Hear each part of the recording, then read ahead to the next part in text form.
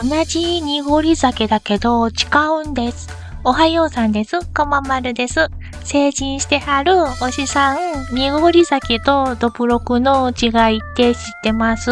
こままる、お米の種類が違うんかなーって漠然と思っててんけど、ちゃうかったみたい。濁り酒いうんは、蒸し米、麹、酵母とお水を発酵させたもろみをこしたもんで、どぶろくいうんはもろみをこさないで、そのまま原材料がそのまんま残ってるもんなんやって。やからお米の感じとかとろみとかを求めてるお人さんはどぶろくの方から当たるんがいいらしいです。で、みんな酒屋さんから教えてもらってんけどな。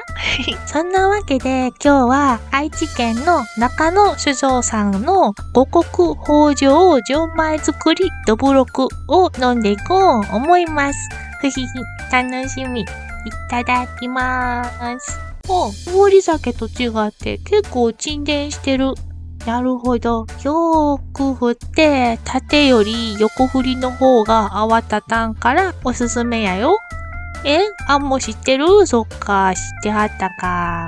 うわ、大人の甘酒や。ドロってしてて、お米さんの粒がドボって口の中に落ちてきた。お砂糖の甘さではなくて、ほんとお米が発酵して生まれた甘さや、飲んだ瞬間、グンってお酒の熱さが来る。アルコール臭いとかやなくて、臭みとかもないねんけど、お酒飲んだ時に感じる熱さに引き寄せられる。もっといい語彙力あるんや思うけど、こままるの中にはないので想像してもらえたら嬉しいです。アルコール度数は14度。結構ものすごい高いです。二口でもこままるほろ酔いです。でも美味しい。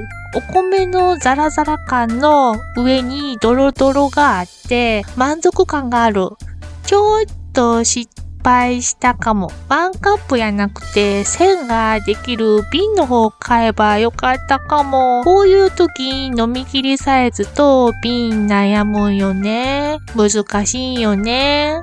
味見するのはワンカップがいいんよ。で、今日みたく美味しいお酒なのに度数が高くてって時や選択ミスったってなるん。こんなことあらへん？おしさんはどうなんやろ？どんなお酒の悩みあるんやろ？教えてほしいかも。よかったら下のコメント欄に書いてください。そうそう、このワンカップ 180ml 入ってます。ほんとこれ美味しい。お酒弱いのにさ、日本酒好きってどういうこっちゃねんって思う。辛口も甘口も好きなんやけど、どっちかっていうと甘口が好きかな。で、酒造さんがおすすめの飲み方とかあっても、初めて飲むときは常温って決めてるの。アルコールの強さとかいっちゃんわかるの常温やから、このどぶろくさんも本当は冷やして飲んでほしいらしいねんけど、冷やしたらこんな美味しいお米の味し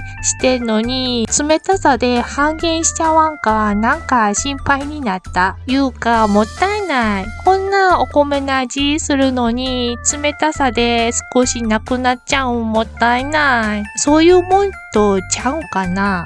そっか、違うんかな。ほんと、これ美味しい。どうしよう。まだ半分も飲んでないねんけど、めっちゃ好き。まだまだ、こままるの晩酌は続きますが、最後の方寝ちゃってる思うので、この辺でお開きにしたい思います。月の一番初めの火曜日、飲み紹介はどうやった？楽しんでくれたら嬉しいです。ここまで見てくれてありがとう。また次の動画で会えるといいな。ついでにチャンネル登録できるお人さんはポチッと押してくれたら嬉しい。ダメかな？ほな、またね。こままるでした。はぁ、おいしい。